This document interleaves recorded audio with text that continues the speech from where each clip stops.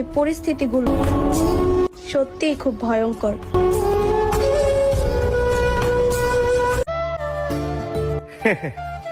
জানগ, মনে পড়ে না আমার কথা? কি মায়া লাগাইছো তুমি, বলতে পারি না তোমার কথা।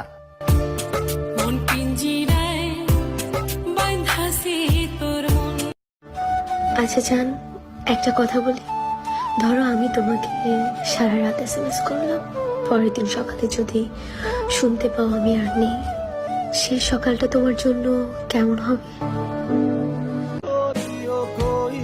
যদি কখনো সুযোগ পাই তাহলে তোমাকে বুঝিয়ে দেব কতটা কষ্ট সহ্য করে তোমাকে ভালোবেসেছিলাম।